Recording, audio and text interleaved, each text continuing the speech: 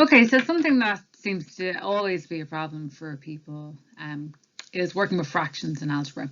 So this is just a simple presentation that's just going to work on some of the basics around how we deal with fractions in algebra.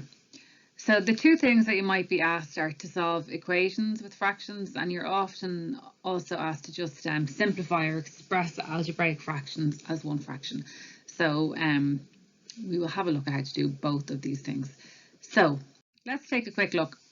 This is an equation, has an equal sign in there, so we know it's an equation, and it has fractions. So fractions, we generally prefer to work with numbers that are not fractions, so we want to try and remove the fractions here. So to do this, what we do is we look at the denominators and we find the lowest common multiple between all of them, which is 20. And then to remove the fractions, what we do is we multiply all of the terms by 20. So we say 20 times 4x over 5 minus 20 times x over 2 is equal to 20 times 3 over 4.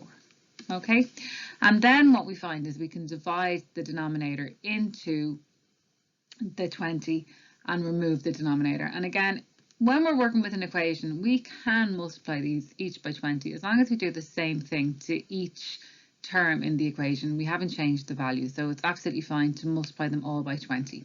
So we now divide the 5 into the 20, which is going to give us 4 times 4x, minus 2 into 20 is going to give us 10 times x, and minus 4 into 20 is going to give us 5 times 3. So now we've removed those fractions and it's much easier to work with this. So we have 16x minus 10x is equal to 15, and that's going to give us 16x minus 10x is 6x is equal to 15. So now to get x on its own, divide both sides by x. So that's going to give us x is equal to 15 over 6. And 15 over 6 is the same as 2 3/6 or 2.5. So x is equal to 2.5. So we'll move on and have a look at another one. So for this, I'm going to do another example or two, and then you have the solutions down here. So I'll do question 4, I'll do question 7, and then I think that what you should try and do is 5, 6, 8, and 9 yourselves, and just make sure you have your answers correct down there. So let's have a look at question 4. So x minus 1 over 5 is equal to 4. So remember that 4 is the same as 4 over 1.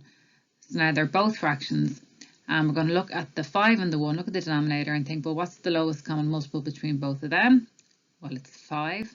So I'm going to multiply both terms by 5.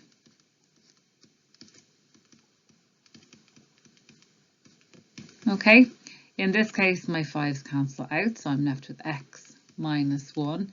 And here 1 goes into 5 times, so I'm left with 5 over 4.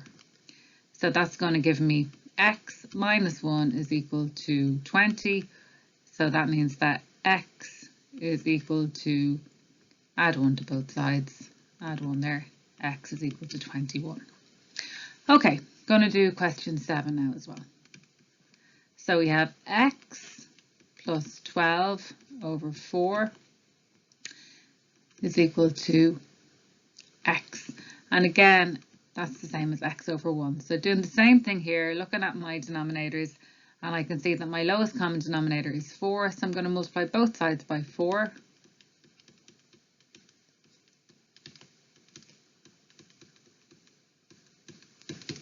Here my 4's cancel out, my 1 goes into 4 times, so I leave my 4 as it is. And my next line, I've now removed my fraction, which is exactly what I want, and my next line is x plus 12 is equal to 4x. So that's going to give me x minus, just I'm going to minus my 4x from both sides, minus 4x, minus 12 from both sides, so it's going to give me minus 12 over here. So I'm going to get x minus 4x is minus 3x is equal to minus 12. And now if I divide both sides by minus 3, I'm going to get x is equal to 4. Okay, so What you should do now is try 5, 6, 8 and 9. Your answers are down here. Have a go and hopefully this will be helpful.